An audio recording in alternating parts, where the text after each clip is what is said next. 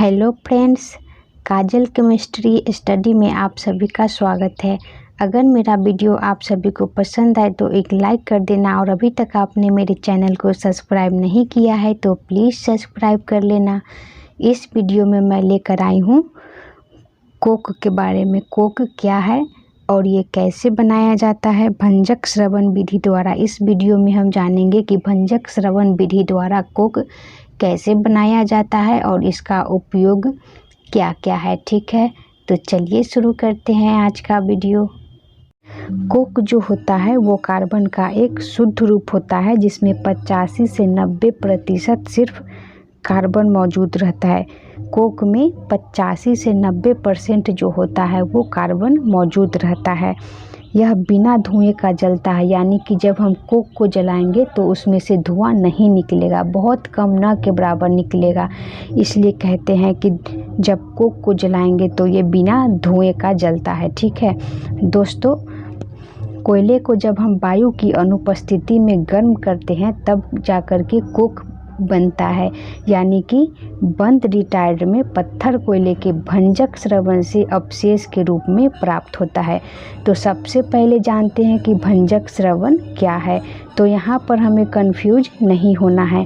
भंजक श्रवण कहे या फिर भंजक आसवन कहे, ये दोनों एक ही चीज़ है। ठीक है, तो यहाँ पर हमें कंफ्यूज नहीं होना है, ये दोनों एक ही चीज़ है। तो चलिए देख लेते हैं भंजक श्रवण या फिर आसवन क्या है।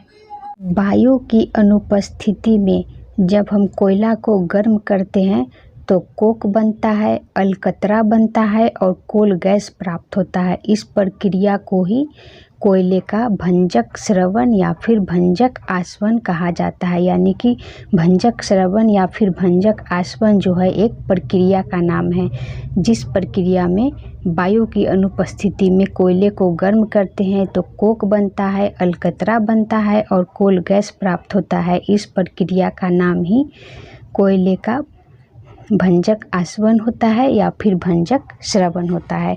तो सबसे पहले क्या करते हैं, जैसा कि चित्र में दिखाया गया है वैसा ही एक उपकरण सजाते हैं। ठीक है, कांच की एक परखनली में कोयले के टुकड़े रखकर गर्म किया जाता है। ऊपर की तरफ एक परखनली है ना, उसमें कोयले का टुकड़ा रखा जाता है और फिर गर्म करते हैं। उसके बाद क्या होता है, जब टुकड़े को गर्म करेंगे तो उदग्र नली की पेंदी में एक दूसरा नली भी है जो कि खड़ा करके रखा गया है। उदग्र नली में उसकी पेंदी में क्या होगा, अलकतरा यानी कि कोलतार जमा होता है। दूसरा जो नली है उसकी पेंदी में क्या होगा, अलकतरा जमा होगा और ऊपरी हिस्से में अमोनियम लवण घुलनशील अवस्था में विद्यमान होते हैं। यानी कि ये जो दूसरा नली है उसमें नीचे क्या होगा, अलकतरा जमा होगा और अलकतरा के ऊपर जो लवण होगा वो अमोनियम लवण होगा जो कि घुलनशील अवस्था में रहता है। ऊपरी हिस्से में जो अमोनियम लवण घुलनशील अवस्था में है उसे क्या कहा जाता है, अमोनियाकल द्रव्य कहा जाता है।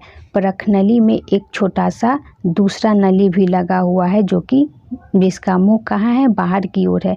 दूसरी परखनली में एक छोटा सा दूसरा नली भी लगा हुआ है जिसका मुंह बाहर की तरफ है। उस नली से कोल गैस बाहर निकलता है। क्षैतिज नली में अवशेष के रूप में जो पदार्थ बचता है वही क्या है, कोक कहलाता है। हमारा पहला जो नली था उसमें जो अवशेष के रूप में बच जाता है वही क्या कहलाता है, कोक कहलाता है। अगला जो हमारा टॉपिक है वो है कोक का उपयोग। कोक का उपयोग घरों एवं कारखानों में जलावन के रूप में किया जाता है, लेकिन जलावन के रूप में इसका उपयोग बहुत कम किया जाता है क्योंकि ये महंगा होता है। ठीक है, अयस्कों से धातुओं के निष्कर्षण में भी इसका उपयोग अपकारक के रूप में किया जाता है। जल गैस बनाने में और प्रोड्यूसर गैस बनाने में भी कोक का उपयोग किया जाता है। ठीक है, तो ये था हमारा कोक का उपयोग। ओके।